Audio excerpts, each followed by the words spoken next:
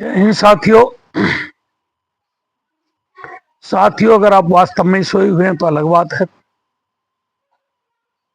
और सोने का बहाना कर रहे हैं तो उसको कोई नहीं जगा सकता, क्योंकि सोते हुए को तो हर कोई जगा देगा, लेकिन अगर सोने का बहाना कर रहा हो तो उस समाज को कोई नहीं जगा सकता। और बिल्कुल डरे हुए समाज की भी कोई सुरक्षा नहीं कर सकता। जो स्वयं की सुरक्षा नहीं कर सकता उसकी सुरक्षा कोई नहीं कर सकता। इसलिए अपने लिए कुछ ना कुछ तो हाथ पैर हिलाने पड़ेंगे। अगर हम खाना भी खाते हैं तो उसको भी टूक को तोड़ करके मुंह में देना पड़ता है, हाथ हिलाने पड़ते हैं। तो साथियों, अगर अपने हक के लिए आप लाइक कमेंट और शेयर भी नहीं कर सकते, धरने पे आने की तो अलग बात है, तो फिर आपकी आवाज, आपकी लड़ाई कोई नहीं लड़ेगा। इसलिए हमारा हौसला अफजाई करने के लिए लाइक कमेंट और शेयर अवश्य करते रहें। इधर मैं उत्तर प्रदेश के मुखिया माननीय आदित्यनाथ योगी जी, बाबा जी से कहना चाहूंगा कि बाबा, सदा ना रहा है, सदा ना रहेगा जमाना किसी का। मुगलों को भी ये था कि तुम यहां से नहीं जाओगे, मुगलों को भी जाना पड़ा। अंग्रेजों की भी सत्ता इतनी बड़ी थी कि उनके राज्य में सूरज तक नहीं छिपता था। एक दिन अंग्रेजों को भी देश छोड़ना पड़ा, और भी कई देश छोड़ने पड़े। आज अपने एक छोटे से देश में सिमट करके वो रह गए, इनका इतना विशाल साम्राज्य था। इंदिरा यह कहती थी, Indira is India, India is Indira, उसको भी जाना पड़ा। बसपा को मद हो गया था, बसपा को जाना पड़ा। समाजवादी को अहंकार हो गया था, समाजवादी को जाना पड़ा। तो बाबा, हो सकता है सदा आप भी मुख्यमंत्री ना रहे। प्रभता पाए ताय मद नाही, ऐसा जग में जन्मा को नाही। बाबा, मुझे लगता है आपको भी कहीं ना कहीं मोतियाबिंद हो गया है, जो किसानों की वास्तविक समस्या को भी आप सुनने में, समझने में असमर्थ हैं। आंदोलन की एलआई के माध्यम से, स्पेशल ब्रांच के माध्यम से, आईबी के माध्यम से केंद्र सरकार, प्रदेश सरकार को बराबर रिपोर्ट जाती रहती है। अगर आपने अधिकारियों को ही सुनना है सिर्फ, या बिल्डरों को ही सुनना है कि कोई कितना भी जल स्तर को तोड़ता रहे, कितना ही जल दोहन करता रहे, हम उस पर कोई कार्रवाई नहीं करेंगे।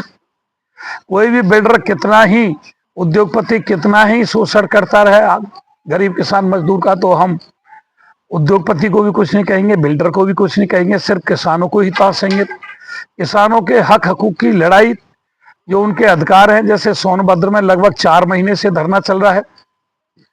इधर कानपुर में भी चकबंदी विभाग, कानपुर नगर में भी गड़बड़ी कर रहा है, वहां भी आंदोलन की तैयारी चल रही है। गौतम नगर में भी लगभग 2.25 महीने हो गए।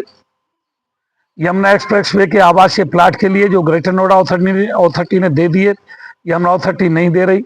अतिरिक्त मुआवजे के लिए जो 2013 में पास हो गया, आज तक नहीं मिला। आबादियों का निस्तारण 9, 10, 11 में जो पूर्व सरकारों ने अधिग्रहण कर ली थी, उन आबादियों का निस्तारण नहीं हुआ। जिन किसानों ने मुआवजा नहीं उठाया उनका कोई निस्तारण नहीं हुआ। और आगे नई आबादियों पर धारा 10 भेजी जा रही है, और नए अधिग्रहण में पुरानी आबादी अधिग्रहण की जा रही है। ये बहुत सारी समस्या है। R&R की रजिस्ट्री में स्टाम्प की समस्या है। बहुत सारे मुद्दे हैं, अनेकों अनेक मुद्दे हैं। अगर आप किसी भी मुद्दे का निस्तारण नहीं करवाएंगे, अधिकारियों को नहीं कहेंगे, तो बाबा ये तो नहीं चलेगा। हम ये कह रहे हैं, हो सकता है हम गलत है। हमारी रिपोर्ट, जो किसान आंदोलनकारी हैं उनकी रिपोर्ट देशद्रोही के रूप में आपको पेश की गई हो कि ये देशद्रोही हैं, इन्होंने मोटा मोटा पैसा कमा लिया है, ये पैसा कमाने के लिए घूम रहे हैं। तो आप अपने, भाजपा की भी लॉबी है, जमीन तो उनकी भी अधिग्रहण हुई है, हाईवे में जमीन भाजपा वालों की भी गई है, यहाँ के विधायक सांसद भी हैं, एमएलसी भी हैं, उनसे आप रिपोर्ट ले सकते हैं। और अगर आपको नहीं सुनना है, किसी को नहीं सुनना है, कभी नहीं सुनना है, तो ये जनता जनार्दन आने वाले चुनाव में आपको भी नहीं सुनेगी। मेरी बात याद रख लेना। किसानों की अनगिनत समस्या है, किसानों की समस्याओं का निस्तारण नहीं हो रहा है। 3 अथॉरिटी नोएडा प्राधिकरण में, गौतम नगर में नोएडा प्राधिकरण, ग्रेटर नोएडा प्राधिकरण, यमुना विकास प्राधिकरण, 3 प्राधिकरण काम कर रहे हैं। कोई भी किसानों से सही ढंग से वार्ता करने को तैयार नहीं, किसानों की सुनने को तैयार नहीं। पूर्व सरकारों में कम से कम आंदोलन से वार्ता होती थी, आंदोलन को सुना जाता था, समस्या का निस्तारण हो या ना हो। यमुना विकास प्राधिकरण में भी जो 64.7% है समाजवादी के कार्यकाल में आंदोलन से ही हुआ। आंदोलनकारियों को सुना गया, कमेटी बनाई गई। आज आंदोलनकारियों को सुना ही नहीं जा रहा है, किसी की आवाज को सुना ही नहीं जा रहा है। तो बाबा ये मोतियाबिंद नहीं है, गूंगे बहरे की सरकार नहीं है, तो फिर इसको का कहें। 2027 सिर पे है, किसान सब देख रहा है। हो सकता है एक दिन गुब्बारा फूटे, आप खाली एक हिंदुत्व पे ही सरकार नहीं टिकी रहेगी, मुद्दों पे भी सरकार चलेगी। महंगाई है, बेरोजगारी है, उद्योगपतियों की मार है, बिल्डरों की मार है, अथॉरिटियों की मार है, और बिजली विभाग की मार है, नहर विभाग की मार है, पुलिस प्रशासन की मार है। सारी मारें आपको देखनी पड़ेंगी। आम जनता की भी सुरक्षा आपको करनी पड़ेगी, आम जनता की भी आपको सुननी पड़ेगी। अगर नहीं सुनोगे तो बाबा 2027 के परिणाम के लिए आपको तैयार रहना पड़ेगा। मेरी बात को आज याद रख लेना। निंदक नीरे राखे आंगन कुठी छबाए। जो सच्चाई का मार्ग बताता था, सच्चाई कहता था, सच्चाई बहुत कड़वी है। मैं बिल्कुल सच्ची सच्ची बात बता रहा हूं।